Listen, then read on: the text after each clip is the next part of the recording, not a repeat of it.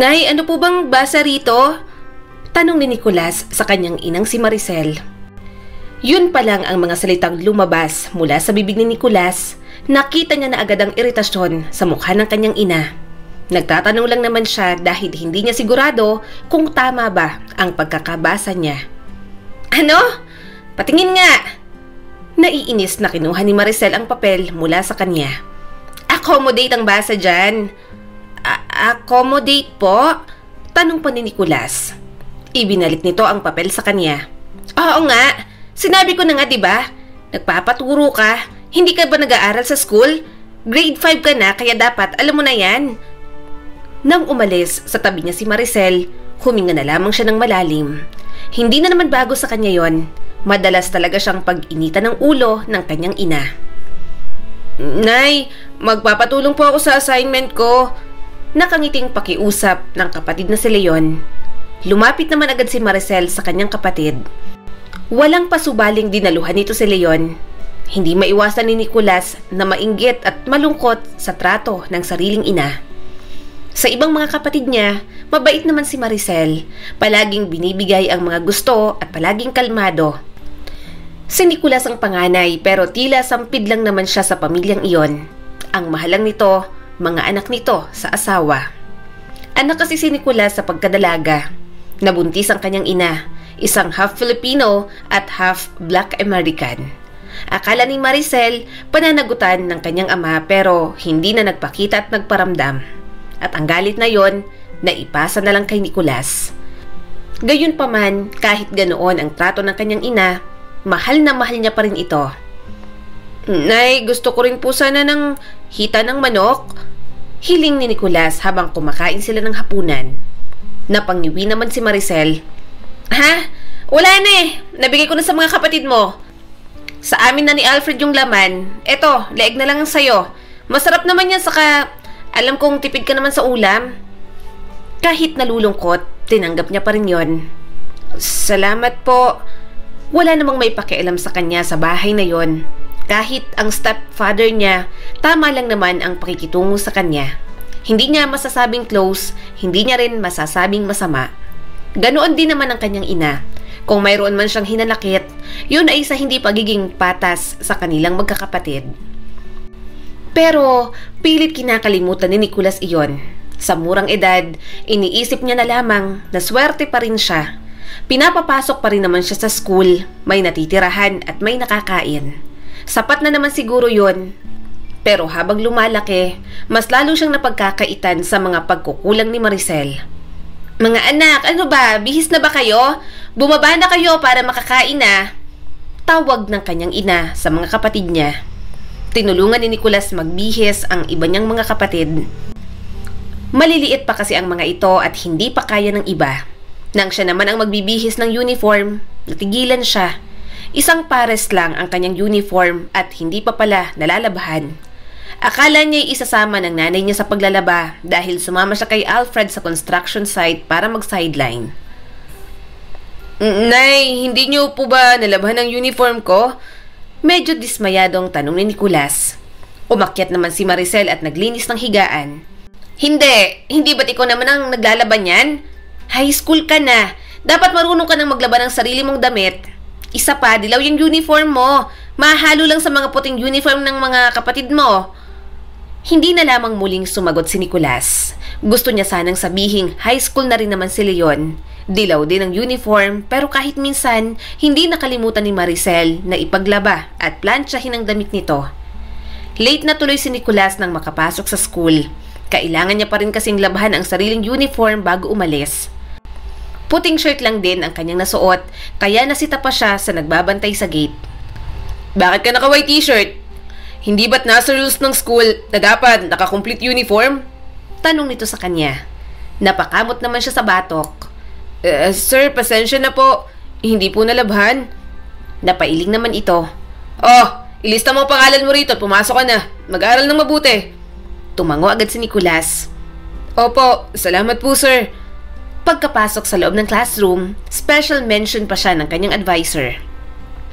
Mr. Gomez, patapos ng time ko sa klase ninyo. 5 minutes na lang. Mabutit nakaabot ka. Nagtawanan ang kanyang mga kaklase. Natatawang tinakpan na lang din ni Nicholas ang mukha. Late na naman talaga siya. Okay lang yan, ma'am. Ang mahalaga, nakaabot pa po ako sa 5 minutes. Pamimiloso po pa ni Nicholas. Tinaasan naman siya ng kilay ng kanyang advisor. Malawak naman siyang ngumiti. Kahit medyo loloko-loko siya, ginagalang niya pa rin naman ang mga guro. Siyempre, sa mga ito siya nagmamakaawa kapag natapos ng school year. Kahit passing grade lang, sapat na. Hindi si Nicholas ang tipo ng estudyante na mahilig mag-aral. Tumutulong din siya palagi sa kanyang stepfather sa construction, kaya mas madalas siyang absent. Mabuti na lang at tinutulungan siya ni Joyce, ang top 1 sa klase. Bakit absent ka na naman kahapon? Tanong ni Joyce sa kanya. Inagaw niyang electric fan na nakatapat dito. Bakit mo inaalam? Nag-aalala ka sa akin, oh. Tumaas ang isang kilay nito. Excuse me, malamang na tinatanong ko. Sinabihan ako ni ma'am na tulungan ka. Mabuti nga tinatanong kita. Dumikit ka lang lagi sa akin, sure napapasa ka. Ngiti-ngiti naman si Nicholas at bahagyang lumapit. Wow, nakaka-inlove naman ang confidence ni top 1. Mas lalong naumay si Joy sa kanya. Yo, yak talaga. Akin na nga yung electric fan. Selfish ka? Mahina namang tumawa si Nicholas. Hindi lang umiikot ang electric fan. Sinisi mo na agad ako dahil selfish ako. Nasaan ang hustisya, Joyce? Inirapan na lang naman siya nito. Natawa siya ulit. Nasisiyahan talaga siya kapag naaasar ito.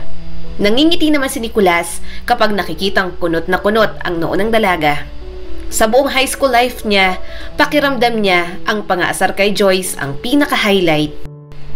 Kapag kausap niya kasi ito, nakakalimutan ni Nicholas ang mga hinanakit kay Maricel. Palagi man silang nag-aasaran ni Joyce kahit minsan hindi siya nito kalimutang tanungin. Kahit pa dahil gusto ng mga guro nila na maging study buddy sila, alam ni Nicholas na pag-aalala pa rin ang ipinapakita ni Joyce. At yon ang hindi maibigay ng kanyang sariling ina. Oh, timang ka ba? 2 beses ko na yung tinuro sa'yo. Ulitin mo. Huwag kang parang ewan dyan. Na-stress ako sa'yo. Tuloy-tuloy na bulalas ni Joyce. Kinuha niya naman agad ang papel mula rito. Ayan ka na naman. Nagrarap ka na naman. Kaso, hindi na ito sumagot. Tinutulungan kasi siya ng dalaga sa pagkukumpleto ng requirements.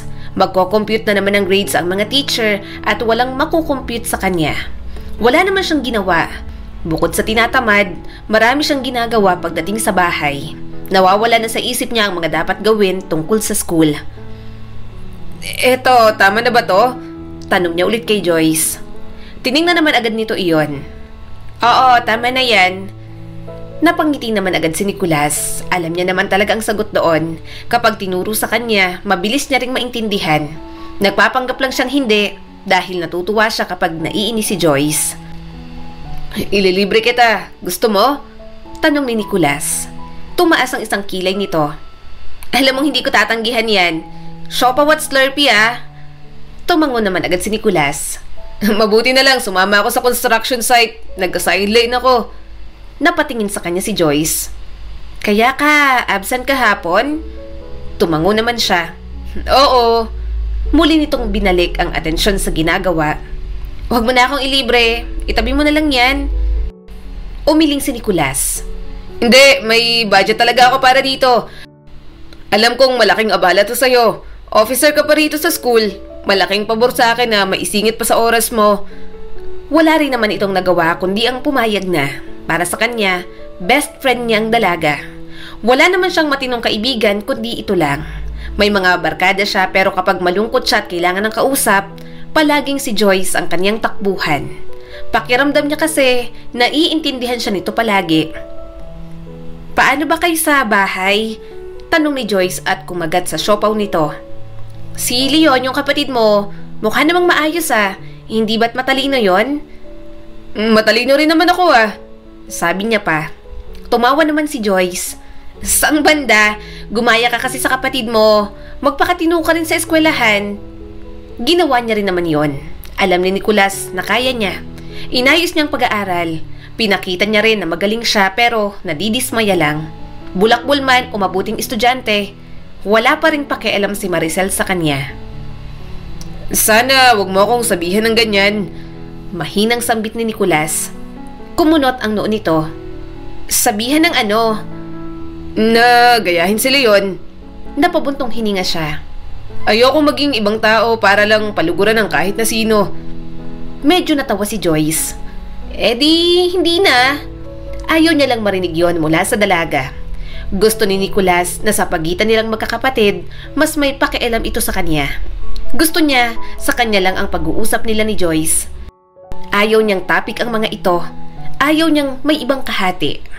Makasarili mang pakinggan, pero gusto ni Nicholas na siya lang ang mapapansin ni Joyce. Hindi niya na nga makuha ang atensyon ng kanyang ina. Palagi siyang iniitsipwera. Kaya ngayong nakakita siya ng taong bahagyang nagpapahalaga sa kanya, ayaw na ayaw niyang makukumpara na naman siya sa kaniyang mga kapatid. Napansin ko lang, panimula ni Joyce. Hindi kayo magkamukha ni Leon? Bakit? Nangalumbaba si Nicholas. Magkaiba kami ng tatay. Mali, ako lang palang iba ng tatay. Half Filipino at half Black American ng tatay ko, kaya ganito ang balat ko. Tapos, madalas pa sa initan, kaya mas lalong umitim. Naging sunog na. Hindi naman ako masyadong maitim, pero hindi naman din ako masyadong maputi. Saktuhan lang. Kaya nga ang pogi ko, di ba? Umismid naman si Joyce. Talagang nasingit mo pa yun na. Pogi ka naman, pero mas nakakapogi kapag matalino, Nicholas. Paano yan? Hindi ka naman nag-aaral ng mabuti katulad ng mga kapatid mo. Sandali siyang natulala. Bakit? Ayaw mo ba sa akin kasi hindi ako matalino? Humalakhak naman ang dalaga. Hindi tinasabi ko lang na medyo ayusin mo naman ang pag-aaral mo para kapag malapit ng computation ng grades, hindi tayo naghahabol sa mga marka mo. Alam kong tumutulong ka sa tatay mo, pero alalahanin mo na estudyante ka pa rin. Tingnan mo, 2 taon ka nang bumalik sa grade 10. Sana ngayon, makasama ka na sa moving up. Okay ba yon? Tiningnan niyang mabuti si Joyce. Huwag kang mag-alala. Makakasama ko ngayong taon. Kaya ko yun, pangako. Hindi na ako babalik. Napangiti naman ang dalaga. Sabi mo yan ayusin mo talaga, Nicholas. Pinanghawakan ni Nicholas ang pangakong yon at alam niyang tutuparin niya. Kaya lang, may mga pagkakataon talaga na hindi inaasahan. Ano ba? Ayokong sumama sa inyo, inactive na ako dyan. Naiinis na sabi ni Nicholas. Napailing naman ang leader ng grupong sinalihan niya. Tumulong ka na lang sa initiation, bilis na, nandito ka na rin naman. Mga gustong sumali sa grupo dahil may mga nangbabanat daw Gusto ng rest back? Umatras si Nicholas. Ayoko, hindi ko gagawin yan. Baka sumabit pa ako. Gusto ko makatungtong ng stage ngayon. May pinangakuan ako. Bala na kayo dyan. Kahit nakikita ni Nicholas na sinasaktan ang mga bagong recruit, umalis na siya roon. Wala naman siyang magagawa. Hindi siya pwedeng mangialam. Ginusto ng mga ito iyon. Hindi naman nila pinilit pumasok. Kaso, kahit anong iwas ni Nicholas, hindi pa rin talaga siya layuan ng gulo. Nicholas Gomez, pinapatawag ka sa guidance. Saad ng isang estudyante. Nagkatinginan sila ni Joyce. May ginawa ka? Akala ko ba magtitino ka na? Umiling siya kaagad. Wala akong ginagawa. Malay ko sa mga yun. Pumunta na nga si Nicholas sa guidance office. At doon niya nalaman na nasa ospital ang isang estudyanteng sumailalim sa initiation. Hinahanap ang mga member at natunto na siya. Ano bang mga pinagagagawa nyo? Gusto nyo pala nang may susuntok sa inyo. Ako na. Sinisira nyo mga buhay ninyo. Kayong mga bata kayo. Ginagawa nyong maliit ang mga mundo para sa inyo. Sermon ng guidance counselor. Nagsalita ang isang teacher. May initial report dito. Bukas pumunta kayo rito kasama ang mga guardians ninyo. Hindi pwedeng wala. Maliwanag ba? Natulala na lang si Nicholas. Hindi niya alam kung papaanong sasabihin sa kanyang ina ang nangyari. Hindi niya alam kung pupunta ito para sa kanya. Hindi naman siya kinakabahan na may nagawa siyang kasalanan. Haharapin niya naman iyon dahil alam niyang may pagkakamali din siya. Mas kinakabahan siyang hindi pumunta ang kanyang ina dahil wala naman itong pakialam. Mas lalo niya kasing napapatunayang hindi siya mahal nito at ang hindi alam ni Nicholas, yon ang magiging simula ng pagbabago ng kanyang buhay. Doon na magsisimula ang iba't ibang kalbaryo na daranasin niya pa. Nanay! Panimula ni Nicholas. Nag-angat ng tingin si Maricel. Umusbong ang iritasyon sa mga mata nito. Ano na naman? Huminga siya ng malalim at sinubukang pakalmahin ang sarili. Pinapatawag po kayo. Kailangan mo pong pumunta sa school bukas para makipag-usap sa guidance counselor. Kumunot ang noo ng kanyang ina. Bakit? Anong nangyari? Nasangkot ka sa gulo? Napalunok si Nicolas.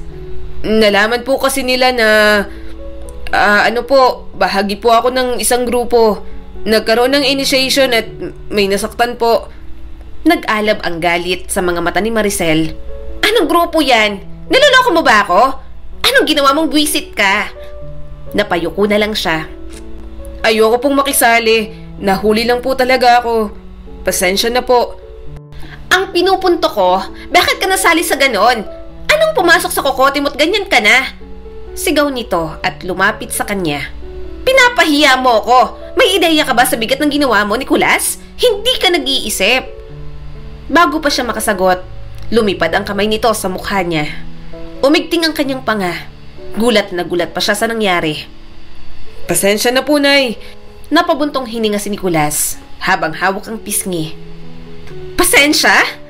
Saad nito. Sa tingin mo ba sapat na yon? Nag-aaksaya kami ng pera at panahon sa'yo, magiging bulakbol ka rin pala. Kaya ayaw kitang pag-aralin eh. Napailing si Alfred at pinigilan ng kanyang ina. Maricel, tama na yan. Wala ka na rin namang magagawa. Pumunta ka na lang bukas. Napairap ang kanyang ina na namumula pa sa galit. Ano pa nga ba? Kahit kailan talaga, pero wisyo lang sa buhay ko ang batang yan. Namumuo ang mga luha sa mata ni Nicolas, pero pilit niyang pinigilan yon. Wala namang magagawa ang mga pag-iyak niya. Hindi naman matatanggal nun ang galit ng kanyang ina. Kinabukasan, sinamahan na nga si Nicolas ng kanyang ina sa school. Halata pa rin ang inis nito at mahina siyang minumura ng paulit-ulit. Napapayuko na lang siya. Ayaw ipahalata na nasasaktan siya ng sobra. Maya-maya'y nakita niya si Joyce. Nagkatinginan silang dalawa. Mas lalo siyang nasaktan sa reaksyon nito. Bumaha ang lungkot at pagkadismaya sa mukha ng dalaga bago napailing. Napasandal si Nicolas sa upuan. Parang maiiyak na siya sa pwesto niya. Kayo po ba ang parents ng mga bata? Halina po kayo. Pumasok na po kayo. Sabi ng guidance counselor. Naiiritang pumasok sa loob si Maricel.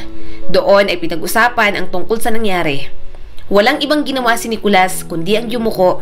Isipin ang nadidismayang reaksyon ni Joyce kanina. Major offense po talagang ginawa ng mga batang to. Hindi po to pwede sa school. Expulsion po talagang dapat na parusa sa mga batang to. Ang ibig sabihin, kailangan po nilang umalis sa school. Maghanap ng ibang school at never na pong makakabalik dito. Masama siyang tiningnan ni Maricel. Kumuyom naman ang kanyang mga kamao. Ayaw niyang umalis doon. Gusto niya pang ayusin ang buhay niya. Nangako siya kay Joyce. Yun ang huling desisyon. Pero nang makaalis na sina Maricel at ang ibang mga magulang, nakiusap si Nicolas sa mga guro. Ma'am, sir, wala na po bang ibang paraan para hindi pa po ako ma-expel? Tanong niya pa. Gomez, napag-usapan na natin to kanina. Wala na rin ang nanay mo rito. Pumayag na rin siyang ilipat ka na lang sa ibang school. Napalunok si Nicolas. Pero gusto ko pa po rito, sir. Kahit hanggang moving off lang po. Kahit mapatapos lang po ako hanggang grade 10. Pangako po, ayusin ko na. Hindi na po ulit ako sasama sa grupo. Mahihirapan po akong kumalas agad pero magiging inactive po ako. Parang awa nyo na po. Kailangan kong makatapos dito ng junior high. Gomez, napag-usapan ng... Natigilan ang lalaki nang lumuhod si Nicolas sa loob ng guidance office.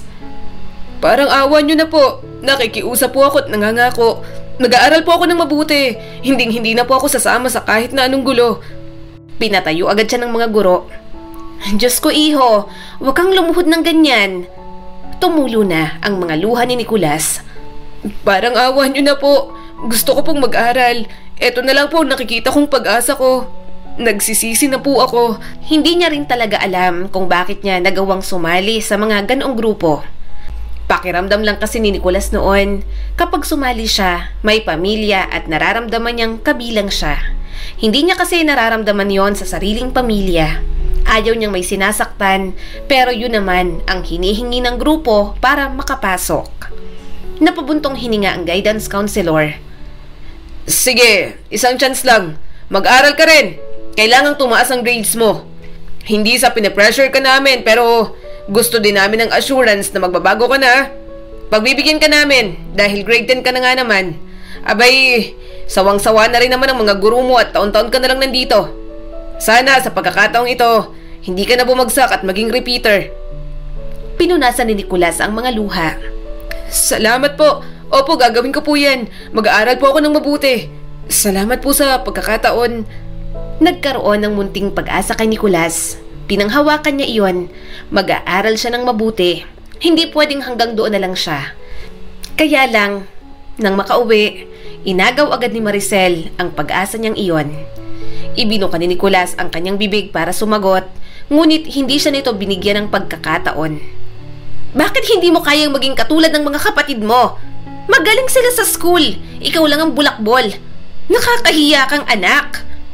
Bawat salita parang humihiwa sa kanya. Sinusubukan ko naman po, Nay. Nakiusap po ako. Pumayag po sila na hindi ako ma-expel. Basta mag-aral lang daw po ako ng mabuti. Pinutol ni Maricel ang mga gusto niya pang sabihin. At ano? Ipapahiya mo na naman ako? Wala ka talagang kwentang bata ka. Hindi ka mag-aaral. Nag-aaksaya kami ng panahon sa'yo. Mag-aaral ka pa, tarantado ka naman. Pinagsasampal at sinabunutan siya ng kanyang ina. Gigil na gigil talaga si Maricel. Sa mga mata nito, tila wala siyang ginawang tama. Pakiramdam ni Nicolas, lumubog ang kanyang puso. Hindi lang pisikal na sakit ang kanyang tinitiis, pati mga emosyonal na sakit na binibigay ni Maricel simula noong bata pa lang siya. Hinawakan nito ang walis na nakasandal sa dingding at inihampas sa kanya. Tumigil ka na po! Sigaw ni Nicolas at tumutulo ang mga luha sa mata. Hindi siya lumaban. Hindi niya kayang lumaban. Babae ito at ang inang mahal na mahal niya. Kahit yata maghingalo na siya, si Maricel pa rin ang kanyang iisipin. Nakatayo siya roon, tinatanggap ang mga hampas at pananakit sa kanya. Anak mo pa rin ako! Bulalas ni Nicolas at naiiyak na naman. Anak? Mapaklang tumawa si Maricel. Sa tingin mo karapat-dapat ka sa titulong yan? Parehas ka lang naman sa tatay mo. Mga wala kayong kwentang tao. Nagsisisi akong binuhay pa kita. Ikaw ang lamot sa pamilya ko. Wala akong ibang maramdaman sa'yo kundi inis at galit. Sumabog na rin si Nicolas. Lagi naman ho na ganun ay, hindi ba? Hindi niyo naman po talaga ako mahal. Hindi talaga. Malakas na sabi nito. Sinaway ni Alfred ang asawa. Maricel, tama na nga yan. Anak mo pa rin yan. Namumula pa rin sa galit si Maricel. Wala akong pakialam. Hindi ko gusto ang batang to simula pa lang. Kung alam ko lang kung nasa ng tatay nito, matagal ko nang ibinigay eh. Sayang lang ang pag-iri ko. Nahihirapang huminga si Nicolas. Sobrang sikip ng kanyang dibdib. Kahit siguro anong gawin niya, hindi siya mamahalin ng kanyang ina. Palagi siyang hinahambing sa ama na hindi niya naman nakilala. Sa mismong ina niya pa talaga nagsimula ang mga panghahamak. Noon pa man, sinisikap niyang maging sapat na mabuti para dito, para makuha ang pag-aproba nito, ngunit wala talagang pakialam si Maricel. Nagsusumikap naman ho ako, kahit ang dami mo pong pagkukulang sa akin. May hinanakit na sabi ni Nicolas. Ginagawa ko naman ho lahat ng gusto ninyo. Hindi nyo lang ho nakikita o baka pinipili nyo lang po na hindi pansinin. Tumaas ang boses ni Maricel. Anong sinasabi mong pagkukulang ko? Abot ang kapal ng mukha mo para sabihin may pagkukulang pa ako? Ako ang dahilan kung bakit buhay ka ngayon. May maayos na tirahan, pagkain at edukasyon. Ano pa bang gusto mo? Naninikip ang dibdib ni Nicolas. Ang pagmamahal, Nay. Pakiramdam ko ho, ginagampanan mo lang po ang mga tungkulin mo bilang isang ina dahil sa obligasyon. Hindi dahil mahal niyo po ako. Paano kita mamahalin kung ganyan ka? Galit na tanong ni Maricel. Ang mabuti pa, lumayas ka na. Nung una pa kita gustong bitiwan, dati nakokonsensya pa ako, ngayon hindi na. Napailing si Nicolas. Nanay, kahit wala pa ho akong gawing masama, hindi niyo naman po talaga ako mahal. Ramdam ko po yun, bata pa lang ako. Namuo ang luha sa mga mata ni Maricel. Ano bang karapatan mong humingi ng pagmamahal sa akin? Hindi naman kita ginusto. Ayoko sa tatay mo dahil inuto-uto niya ako. Aanakan lang pala ako. Tapos ikaw na anak, hindi ka pa makontento. Kung wala ka, mga kapatid mo lang ang mga anak ko. Masayang pamilya na nga kami. Hindi naman kita kailangan. Pinunasan niya ang mga luha. Nay, hindi ko naman kasalanan ng tatay ko. Hindi ko naman po ginustong siyang maging ama ko. Nalokohin kayo at utu-utuin. Hindi ko rin naman po ginustong ako maging anak ninyo, pero nanay, may karapatan naman po ako siguro na mahalin po ninyo. Kasi po kayo po ang sarili kong ina. Sa lahat po ng tao, mas inaasahan ko pong sa inyo manggaling, pero hindi nyo naman ho binigay. Umiwas ng tingin ang kanyang ina. Wala talaga itong pakialam sa kanya. Iniisip niya pa noon kung anong dahilan para magalit ng ganoon si Maricel. Napatingin si Nicolas kay Alfred. Wala rin naman itong pakialam sa kanya. Sinasama na lang siya sa obligasyon sa mga anak dahil nandyan siya. Pero alam niyang ayaw rin ng asawa ng nanay niya sa kanya. Ramdam niya naman sa pakikitungo at mga tingin pa lang. Nanginig ang mga labi ni Nicolas. Nay, magiging kontento naman po ako kung hindi ako nakakaramdam ng pagkukulang. Magiging kontento po ako kung patas ang pagtingin niyo po sa aming magkakapatid. Kapag nagpapaturo ako, ang bilis mong magalit. Kapag sa ulam, kapag manok o isda, sa akin yung leeg o kaya ulo. Minsan sabaw na lang ang natitira. O kaya wala na po talaga kayong tinitira. Sa mga bagong damit, kung hindi pa po ako bibigyan ng kapitbahay o magtatrabaho pa ako para lang magkaroon. Panganay ako pero ako ang nagsusuot ng mga pinaglumaan ni Leon. Sunod-sunod na tumulo ang mga luha niya. Matagal niya nang kinikimkim kaya ilalabas niya na. Pinapalayas na rin naman si Nicolas. Kahit mali o tama ang gawin ko, hindi mo pa rin mapapansin, Nay. Kapag birthday ng mga kapatid ko, kahit makapaghanda ng pansit, pero kapag birthday ko po, parang normal na araw lang at hindi nyo naman ako binabati. Patuloy pa ni Nicolas. Pero hindi man lang natinag si Maricel. Tama na! Naririndi na ako sa'yo. Mabuti pa lumayas ka na. Kung nakukulangan ka sa mga binibigay ko, lumayas ka na. Hindi kita kailangan at wala na akong pakialam sa'yo. Pumunta ka sa mga kamag-anak natin. Pumisan ka ron at tignan natin kung may tatanggap sa'yong siraulo ka. Walang tatanggap sa'yo dahil alam nilang walang mapapala sa'yo. Papunta sa pagkapariwara ang buhay mo. Tinandaan ni Nicolas ang bawat salitang yon. Di naman niya lahat ng sakit hanggang sa maging manhid na lang siya. Dahil simula sa araw na yon, ipinangako ni Nicolas sa sarili na patutunayan niyang hindi siya magiging katulad ng iniisip ni Maricel sa kanya. Dahil pinalayas na, napilitan si Nicolas na humingi ng tulong sa mga kamag-anak. Hindi naman niya relatives kung tutuusin ang mga ito. Nasa malayo ang mga kamag-anak ng kanyang ina, kaya puro kadugo lang ng kanyang stepfather. Nakitira naman siya sa kapatid ni Alfred, pero wala pang isang buwan, umalis na agad siya. Marami kasi siyang naririnig sa mga ito. Ano ba naman yan, Julio? Bakit tinanggap mo pa si Nicolas? Alam mo namang kulang na nga tayo rito, magdadagdag ka pa. Saad ng asawa ng kanyang tito. Napabuntong hininga ito. Nakakaawa naman, Maan. Pinalayas na sa kanila. Napairap naman si Maan. Wala akong pakialam. Hindi mo naman talaga pamangkin yan. At buntis ako, Julio. Naasar ako sa kutis ng batang yon. Parang tsokolating tuyot. Napakadugyot. Baka mapaglihian ko pa. Ayoko maging kamukha nun ng anak ko. Mga ganoong salita lang naman ang naririnig niya. Tanggap niya naman kung hindi talaga siya pwedeng makisiksik. Pero ang laitin pa siya. Parang sobra na yata. Kaya kahit hindi alam ni Nicolas kung saan pupunta, umalis pa rin siya. O wala kang tirahan ngayon? Tanong ng kaibigan niya. Lumapit siya kay Arnold. Mas matanda ito sa kanya ng 5 taon at may sariling pamilya na. Nakilala niya ito sa construction site noon at mabait talaga sa kanya. Tumango naman siya kaagad. Oo, nakikitira lang ako sa iba ko pang mga kaibigan. Palipat-lipat at hindi rin tumatagal. Dahil baka maging pabigat pa ako. Kaya ikaw ang nilapitan ko. Baka may maitulong ka sa akin, Kuya Arnold. Bala kong mag-sideline, maghanap ng trabaho para naman may pangtustos ako sa sarili ko. Gusto ko rin kasi talagang mag-aral. Tinapik ni Arnold ang kanyang balikat. Sige, sige. Pwede ka siguro sa bahay ng lolo ko.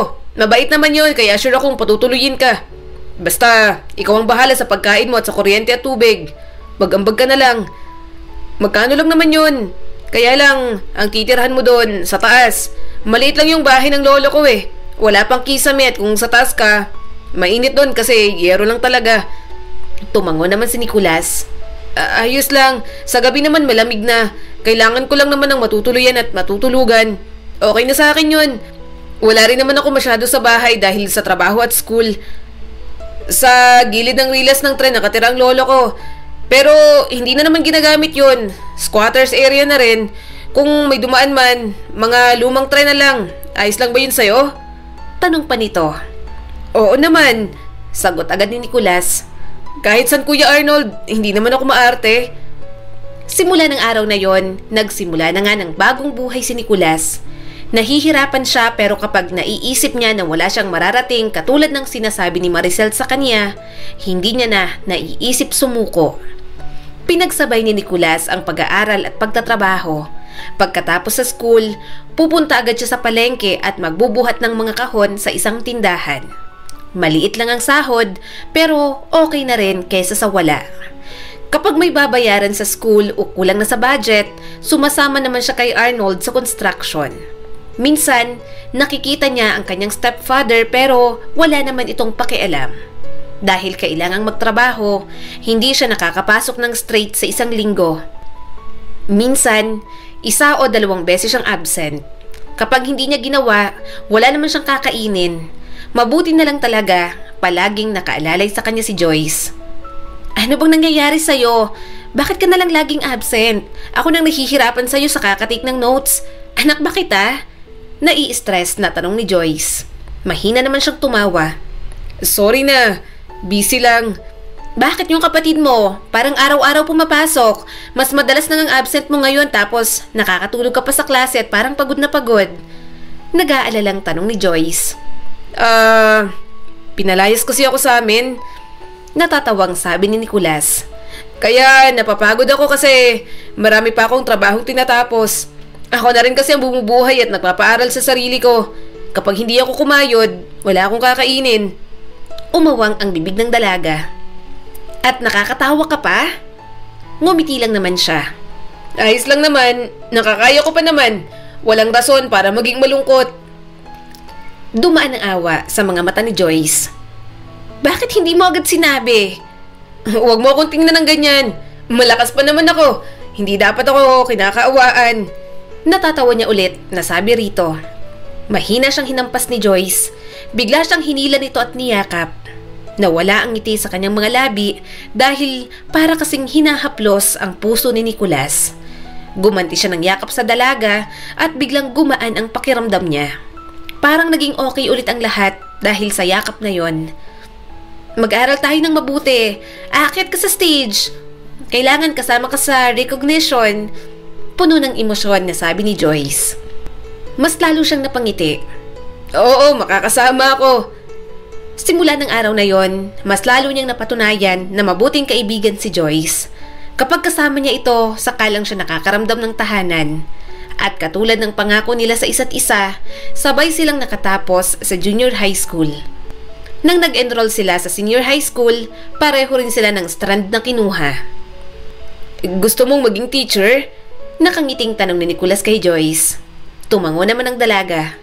Bata pa lang ako, gusto ko na yon. Ikaw, gumaya ka sa akin ng strand. Huwag mong sabihin na gusto mo rin maging teacher. Mahina siyang tumawa. Wala akong tiyaga sa pagtuturo. Magka-college pa ba ako? Parang hindi ko na kaya yun. Hindi naman ako katulad mong may tatay sa abroad na magsusustento sa pag-aaral. Kumunot naman ang noo ni Joyce. Hindi, kailangan mong mag-aral sa college. Marami namang scholarship dyan. Hindi naman ako matalino. Saka ang pangit ng grades ko nung high school tayo. Sa'yo pa pero sa akin imposible na. Umiling naman si Joyce. Hindi, makakagraduate ka. Ano bang gusto mong kung sakali? Alam kong matalino ka, tamad ka lang. Pulis na lang siguro.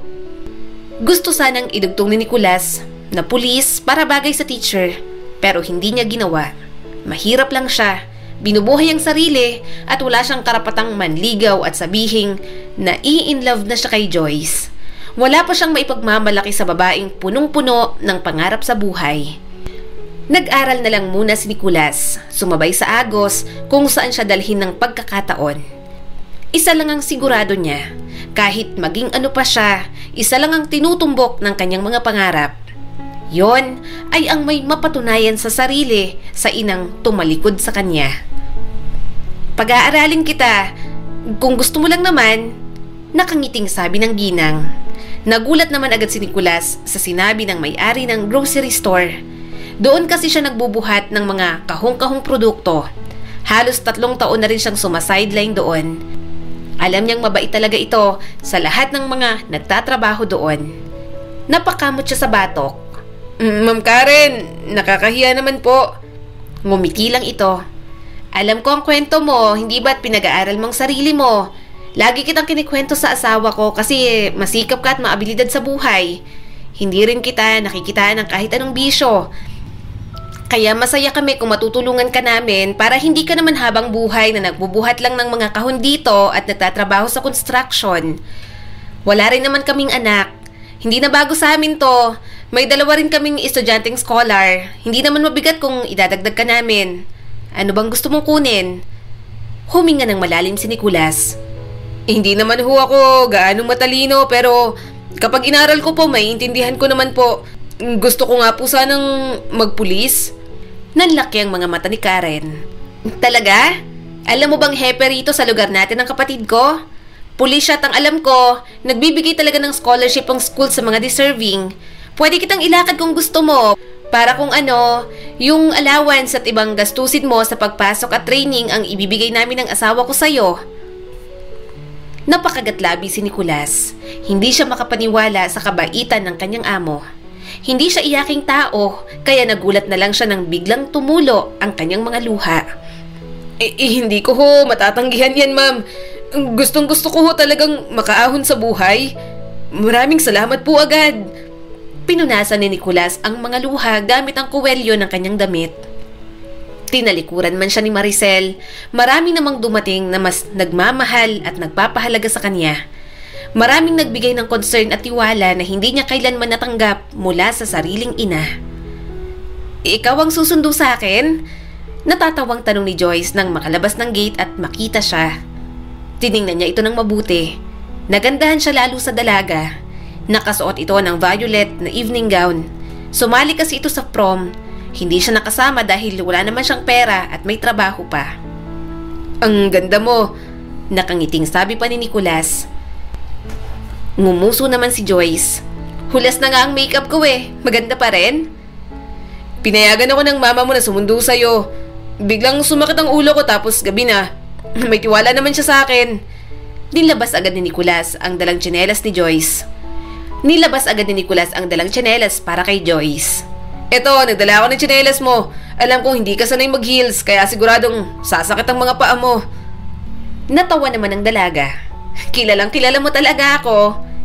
Lumuhod siya sa harap nito at tinanggal ang lock ng heels. Malayo pa kasi bago ang sakayan. Maglalakad pa, kaya alam ni Nicolas na mahihirapan si Joyce maglakad. Naghintay muna silang mabawasan ang mga tao. Ayaw nilang makipagsiksikan sa mga lumalabas, kaya umupo muna sila sa isang gilid. Masaya ba? Ilan ang nakasayaw mo? Tanong ni Nicolas, kahit medyo may pagsiselos na agad na nararamdaman. Ngumiti naman si Joyce. Mga kaklase lang din natin. Oo, masaya naman. Sandali siyang napayuko. Sayang, hindi ako nakasama. Hindi man lang kita nakasayaw. Malungkot siyang napangiti. Gusto niya rin naman ng mga ganoong pagkakataon. Kaya lang dahil sa hirap ng buhay at mga kailangan niyang gawin para sa sarili, marami siyang nalalagpasang memories. Hindi niya masyadong na-enjoy ang kabataan. Halika, saad ni Joyce at hinawakan ang kanyang kamay. Tumaas naman ang mga kilay ni Nicolas. Aha, yun ang bahay mo. Lakad na tayo. Walang tao rito. Mahinang sabi ni Joyce, sabay hawak sa braso niya. Pwede nating gawin ang kahit na ano. Nanlaki ang kanyang mga mata na paatras. Anong gagawin natin? Dito talaga. Baka may makakita at virgin pa ako eh. Biglang humagalpak ng tawa ang dalaga. Halos manghina ng mga tuhod kakatawa kaya inalalayan niya pa. Kunot noon naman niya itong tiningnan. Napakadumi ng utak mo, Nicolas. Hindi ko inasahang ganyan ang iniisip mo. Hindi natin gagawin yun, no? Ikaw talaga. Magsabi ka nga sa akin. Gusto mo ba ako? Hindi agad nakasagot si Nicolas. Inisip niya kung sobrang halata na ba o kung may mali siyang nasabi. Napalunok siya sa kabang nararamdaman. Hindi kita pwedeng gustuhin ng ganito pa lang ako. Hindi direktang pag-amin nito. Napangiti naman ang dalaga sabay sabing, okay, hindi muna. Pareho silang nagkatitigan. Unti-unting sumilay ang ngiti sa mga labi ni Nicolas. Hindi man ito sinabi pero alam niya ang iniisip ng dalaga. Pareho silang may iniisip na pangarap na dapat tuparin, kaya pareho silang maghihintay sa tamang panahon na yon. Kinuha ni Joyce ang cellphone nito at nagpatugtog. Gusto mo akong isayaw, di ba? Ilaw lang sa poste at mga gamo-gamong decorations natin, pero okay na naman siguro to sa'yo. Hinawakan ni Nicolas ang isang kamay ni Joyce bago palandasin ang isang kamay sa bewang nito. Ayos na ayos sa akin to. Sapat na Joyce. Sa gabing yon, isa ang sayaw nila ng dalaga sa hindi niya makakalimutang alaala. Parang nawala lahat ng pasa niya sa kanyang mga balikat. Kahit saglit lang, nagkaroon ng munting kaligayahan sa kanyang puso sa gitna ng mga paghihirap at pagdurusa. Sabay silang nakagraduate ni Joyce sa senior high. Pareho silang masaya sa naging achievement nila. Kapag may mga dati silang kaklase at nakikita silang magkasama pa rin, hindi makapaniwala at natatawa na lang. Sino ba namang mag-aakala na ang pinakabulakbol sa klase at ang top 1 noon magkasundo at hindi mapaghiwalay? Abat, nakagraduate na rin naman pala sa high school kahit loko-loko. Pangaasar sa kanya ng nanay ni Joyce. Natawa naman ang dalaga. Ma, ano ka ba? Hindi na loko-loko yan. Matino na si Nicolas. Magpupulis yan. May magpapaaral sa kanya, mama. Ngiti-ngiti naman ang nanay ni Joyce. Aba nga naman, mag-aral lang mabuti ha. Binigyan siya ng plato ni Joyce. Kumain ka na. Maya-maya may inabot sa kanyang regalo ang ginang. Para saan po ito? Malamang, regalo. Para na rin naman kitang anak. Nakagraduate ka kaya deserve mo ang regalo. Sige na, buksan mo na. Namuo agad ang luha sa mga mata ni Nicolas. Hindi naman siya nakakatanggap ng regalo simula noong bata pa. Kapag may Christmas party sa school, mga kapatid niya lang ang pinapasali ng kanyang ina at nasa bahay lang siya. Kaya masaya siyang makatanggap ng regalo mula sa nanay ni Joyce. Inakbayan siya ng dalaga at pinunasan ng kanyang mga luha. Iyakin ka pala? Nahihiyang sumubsob si Nicolas kay Joyce. Ano ba? Nagustuhan mong regalo ni Mama? Nakangiting tanong nito. Tumango naman siya kaagad. Oo, nagustuhan ko ng sobra. Mga damit yun at sapatos. Hindi mamahalin pero maganda at masaya na si Nicolas roon. Pinakaingatan niya yun ng sobra. Alam niya kasing tinuring din siyang pamilya ng ina at mga kapatid ni Joyce. Araw-araw ba naman siyang makita sa bahay ng mga ito para magpaturo sa dalaga. Minsan nga, doon na siya pinapakain ng tanghalian at hapunan. Dahil doon, nakakatipid naman siya. Pagkatapos noon, nagsimula na nga ang college life ni Nicolas. Pareho rin sila ng school na napasukan ni Joyce. Pero pareho na silang naging abala dahil magkaiba naman sila ng course. Pero kahit ganoon, madalas pa rin silang magkumustahan. Oh, hoy! Ginagawa natin ang final project. Dito ang tingin, hindi sa mga cream student Saad ni Joyce sa mga kagrupo nito. Natawa naman si Nicolas nang marinig ang boses ng dalaga. Halatang stress na ito sa mga kagrupo. Nasa field kasi sila ng araw na yon. May kaunting training ang mga cream student, kaya nandun siya. Habang nasa loob naman ng kiosk ang mga eduk students. Ngayon ko lang na-realize, ang pogi pala ni Gomez. Kahit moreno ang gandang boylet. Student pa lang ang ganda na ng katawan. Yummy pala, ang tangkad pa. Hindi ba't may ibang lahi yan? So, ibig sabihin, malaki? Tanong pa ng baklang kagrupo ni Joyce. Tinaasan naman ito ng kilay ng dalaga. Hoy! Hoy, tigilan niyo si Nicolas. Akin yan. Etong inaaral, hindi mga cream students Kayo talaga. Mas lalong natawa si Nicolas sa kanyang narinig. Nagkagulo na sa loob ng kiosk dahil sa kanya. Pati tuloy siya, inaasar ng mga kaklase. Alam din naman kasi ng lahat na may something nga sa kanila ni Joyce. Kaya wala na rin nagtatangkang manligaw sa dalaga. Hindi naging madali ang pag-aaral, ang paghihirap at pagtitiis, pero napagtagumpayan yun lahat ni Nicolas. Sa awa ng Diyos at sa mga taong tumulong sa kanya, nakatapos siya sa pag-aaral. Nakapasa rin agad sa unang exam pa lang, kaya naging pulis. Na-assign sa mga mahihirap na kaso, kaya mas lalong na-promote. Maging si Joyce, naging guro na at nagtuturo na sa high school. May maliliit na rin namang negosyo si Nicolas, pareho ng maayos ang buhay, kaya nagdesisyon na rin silang magpakasal. Nalulungkot ka ba? Tanong ni Joyce sa kanya. Hinalikan niya ang kamay nito. Bakit naman ako malulungkot? Ikakasal na tayo. Iniisip ko lang na ayaw mo bang nasa kasal natin ang pamilya mo? Kahit ipaalam mo lang. Napabuntong hininga siya. Kailangan pa ba? Wala naman silang pakialam sa akin, mahal. Lalo na si nanay. Alam mo ba, nakita ko sila nung isang araw sa restaurant sa bayan. Kumakain sila ron. Masaya sila kasi nakagraduate na rin sila yun. Hinaplos ni Joyce ang mukha niya. Naiinggit ka? Napakagatlabi si Nicolas. Kahit matanda na ako, hindi pa rin nawawala yun. Patuloy pa rin akong maiinggit sa mga kapatid ko. Kasi anak din naman ako. Pero bakit hindi ako mabigyan ng pagmamahal? Iniisip ko na kapag nakagraduate na ako, naging pulis at naging successful sa buhay, lalapit sa akin ulit si nanay. Pero umaasa lang pala ako. Akala ko magiging proud siya sa akin. Wala pa rin siyang pakialam, Joyce. Ayaw niya pa rin ako bilang anak. Niyakap siya ni Joyce ng mahigpit. Ang totoo, galit ako kay Aling Maricel dahil nagawa kanyang pabayaan ng ganon. Nasasaktan ako kasi nakikita ko kung paano ka nahirapan sa buhay mo, kung paano ka nagsikap at nagtiis, makapag-aral lang at mabuhay ang sarili mo. Hindi niya man lang inintindi ang nararamdaman mo, Nicolas. Napaka-unreasonable niya pero nanay mo pa rin siya. Alam kong gusto mo pa rin ang pagmamahal ng nanay mo. Palagi akong nananalangin na sana makuha mo na yon. Basta ang tatandaan mo, nandito ako at ang pamilya ko. Pamilya ang turing namin sa'yo Mahal na mahal ka namin. Mahal na mahal kita, Nicolas. Gumanti naman siya ng yakap. Alam na alam niya naman yon. Kaya siya nakapagpatuloy sa buhay dahil sa pagmamahal at pagtitiwala nito sa kanya. Chief, kumusta? Nandito ka pala. Sinusundo mong asawa mo? Tanong ng dating teacher niya sa kanya. Magiliw naman siyang umiti. Opo, ma'am. May inaasikaso lang po sa loob ng faculty room. Kayo po, may sundo po kayo? Sabay na po kayo sa amin. Ihahatid ko na po kayo. Umiling naman agad ang ginang. Hindi na, Chief. Alam mo hanggang ngayon, hindi pa rin ako makapaniwalang kayo ang nagkatuluyan ni Ma'am Joyce. Malakas naman siyang tumawa. Kahit ako rin po, ma'am. Ang talino nun Ayaw sa mga bulakbol pero ang swerte ko po kasi pinatulan ako.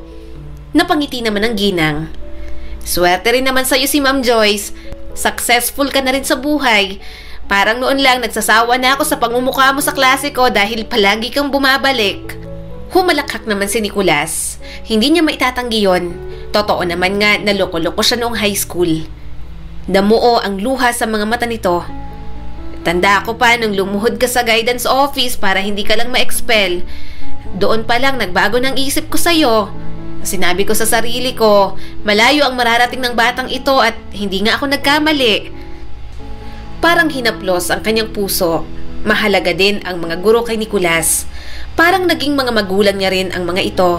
Kung hindi siya dinisiplina, pinagtiyagaan at inintindi, hindi siguro siya magiging isang pulis. Naging maayos naman ang buhay ni Nicolas bilang isang pulis, mabuting asawa at mabuting ama sa anak nila ni Joyce. Parang wala na nga siyang mahihiling pa. Kaya lang, napipisil naman siya ng mga tao sa kanila na tumakbo bilang mayor. Sa tingin mo, dapat ko ba silang pakinggan? Pwede kaya akong maging mayor? Tanong ni Nicolas sa kaniyang asawa. Ikaw, kung anong gusto mo. Saad ni Joyce habang nagtitiklop. Payapa naman dito sa atin, kaya hindi ako masyadong natatakot kapag usaping politika at alam kong gustong-gusto mong tumulong sa mga tao. Pulis ka pa lang, alam ko kung gaano ka kadedicated sa trabaho mo. Paano pa kaya kapag naging mayor ka na at talagang naglilingkod ka na? Dapat ang mga katulad mo ang may posisyon sa pamahalaan kasi alam kong mas makakatulong ka. Basta, hanggang mayor lang Pagkatapos nun, tama na. Okay ba yon? Niyakap ni Nicolas ang kaniyang asawa.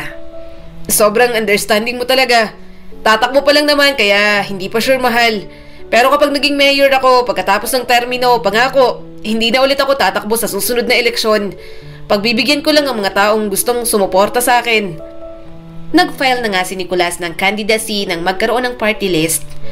Nagsimula na rin siya sa pangangampanya kasama ng mga kapartido. At kapag nakikita niyang maraming sumusuporta, kahit siya ay nagugulat din. Huwag ka nang magulat, Chief. Bata pa lang, mukha ka na yata ng lugar natin. Kung saan-saan ka namin nakikitang nagsa-sideline para lang mabuhay. Kaya alam naming alam mo ang dinaranas ng masa. Kaya gusto ka namin. Sabi ng isang matandang babae sa kanya. Nako, kung dumalo rito sa campaign si Maricel, mahihiya yun. Wala na sigurong mukhang maiharap. Sino ba namang mag-aakalang magiging pulis at ngayon ay tatakbong mayor ang anak niyang pinabayaan niya? Sambit pa ng isa. Napabuntong hininga na lamang si Nicolas. Malapit nga lang sa plaza ang bahay ng kanyang pamilya. Pero kahit mga kapatid niya, hindi niya rin nakita. Kung may nakita man si Nicolas, mga kamag-anak lang ng kanyang stepfather. Kaya sa botohan, hindi niya na rin inaasahan talaga ang suporta ng mga ito. Pero sa hatid na balita sa kanya ni Joyce, hindi talaga siya makapaniwala. Pinagtanggol ako ni nanay? Tanong niya sa kaniyang asawa. Tumango naman ito. Oo, kanina kasi, namili ako kasama si Ate Bebang. Nakita ko si Aling Maricel, nakikipagsagutan sa nanlalait sa'yo.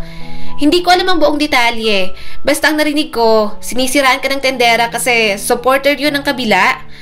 Nagalit ang nanay mo, nakipag-away at pinagtanggol ka. Mukha namang may pakialam pa sa'yo ang nanay mo. Nahihiya na lang siguro siyang lumapit sa'yo ngayon na may narating ka na sa buhay. Napabuntong hininga si Nicolas. Kung talagang nagsisisi si nanay, siya mismo ang dapat lumapit sa akin. Oo, nanay ko siya pero natuto na rin naman ako. Ang pagmamahal na gusto ko mula sa kanya, hindi ko dapat ipinagmamakaawa yun. Pagod na akong intindihin siya. Subalit kahit sinabi yun ni Nicolas, alam niyang hindi niya pa rin naman matitiis. Alam niyang kapag lumapit ang nanay niya at nakipag-ayos, hindi niya pahihirapan at baka patawarin niya pa agad. Dahil sa malakas na suporta, naging mayor na nga si Nicolas ng bayan nila. Naging abala siya lalo sa buhay. Maraming ginagawa pero naiintindihan naman yun ni Joyce at sinusuportahan pa nga siya. Marami rin kasi siyang proyekto na gustong matapos. Para naman kapag hindi na siya ang mayor sa bayan nila, maaalala pa rin siya ng mga tao dahil sa mga mabuti niyang ginawa. Mayor, may gusto pong kumausap sa inyo. Saad ng isang kasambahay. Tumaas ang kilay ni Nicolas. Sino raw? Rest day ko ngayon. Kapatid niyo raw po, Leon po ang pangalan. Imporma nito. Natigilan si Nicolas. Hindi niya inasahan na pupuntahan siya nito sa mismong bahay. Gayunpaman, tinanggap niya pa rin. Anong may paglilingkod ko sa'yo? Formal niyang tanong. Sandaling napayuko si Leon. Ayaw ni nanay na lumapit ako sa'yo kasi alam niyang may kasalanan siya sa'yo. Pero nagkusa na ako kasi hindi ko na talaga kaya, Kuya Nicolas. Nawalan pa ako ng trabaho. Nasa ospital ngayon si nanay. Na-stroke at malaki na yung bill. Idagdag pang gamutan. Gusto ko sanang humingi ng tulong. Nagkatinginan silang mag-asawa. Tinapik nito ang kanyang balikat. Gusto mong ipahanda ko ng sasakyan? Marahan namang tumango si Nicolas bago lumingon sa kapatid. Halika, sasama ako sa ospital. Bakas naman ang gulat sa mukha ni Leon. Kuya, nag-aalala rin ako kay nanay. Titingnan ko ang kalagayan niya. Saad ni Nicolas. Namuo ang mga luha ni Leon. Hindi ka galit kay nanay? Hindi ka galit sa amin? Nagalit pero kaya ko magpatawad, Leon. Hindi niyo pa rin talaga ako kilala. Mabilis lumipas ang sama ng loob ko. Nanay ko pa rin siya at mga kapatid ko pa rin kayo. Kahit pinabayaan niyo ako, mahal ko pa rin kayo. Kung hindi niyo rin naman ako pinabayaan ng ganito, hindi siguro ako mas talong magsisikap sa buhay ko. Nakangiting sabi ni Nicolas. Tumayo si Leon at naiiyak siyang niyakap. Salamat Kuya Nicolas. Ang bait-bait mo. Pasensya na sa lahat. Sorry sa lahat, Kuya. Kaya nang bumisita si Nicolas kay Maricel, nakita niyang tumulo ang mga luha nito. Hindi makapagsalita ng maayos, pero alam niyang humihingi ito ng tawad sa lahat ng nagawa sa kanya. Hinawakan ni Nicolas ang kamay ng kanyang ina. Laban lang, Nay. Gusto mong bumawi sa akin, di ba? Kailangang bawing-bawi. Hihintayin kong gumaling ka. Ipagluluto mo pa ako. Aalagaan mo pang mga apo mo sa akin. Simula ng araw na yon, lahat ng tulong na kaya niyang ibigay, ibinigay niya sa kanyang ina. Naawa rin naman siya. May mga kapatid pa siya at masasaktan ang mga ito kapag nawala si Maricel. Naging tuloy-tuloy ang paggaling ng kanyang ina at katulad nga ng pangako nito, bumawi ito sa kanya. Palaging nagpapadala ng pagkain sa bahay nila. Binibisita siya at ang mga anak niya. Paulit-ulit akong hihingi ng tawad sa iyo, anak. Kahit mag-aagaw buhay pa ako, hindi ako papayag na hindi ako makahingi ng tawad sa iyo. Naluluhang sabi ni Maricel. Hinagod niya ang likod nito. Nay, tama na. Matanda na kayo. Baka makasama pa sa kalusugan ninyo. Wala na ho yun sa akin. Matagal ko na kayong napatawad. Ang mahalaga, bumabawi po kayo ngayon sa akin. May ilang pa rin pero napatawad na naman ni Nicolas ang sariling ina. Hindi niya dadalhin ang galit habang buhay dahil bibigat lang din naman ang kanyang kalooban. Mayor, hindi na ba talaga kayo tatakbo sa susunod na eleksyon? Umiiyak na tanong ng matanda sa kanya. Umiling siya at niyakap ito. Hindi na po.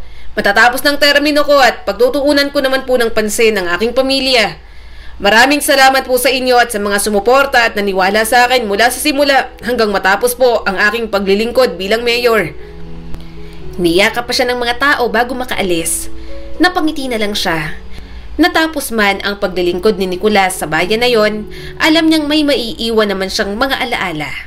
At ngayon, maayos na ang kanyang relasyon sa pamilya at may mag-iina siyang minamahal. Alam ni Nicolas na wala na siyang mahihiling pa. At sa pagkakataon na yon, ang mga ito na muna ang uunahin niya at susulitin ang bawat oras na kasama ang mga mahal sa buhay.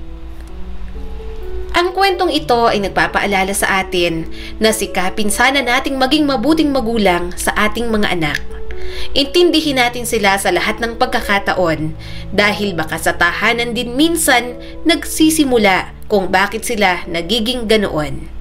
At para rin ang istoryang ito sa mga kabataan na sa kabila ng hindi pagkakaroon ng suporta sa pinansyal, emosyonal na aspeto at mula sa pamilya, nagagawa pa rin magsumikap at mabuhay para maabot ang mga pangarap sa buhay. Muli, ito po si Skylar Guro at sana may bago kayong natutunan sa kwento natin ngayon. Maraming salamat po.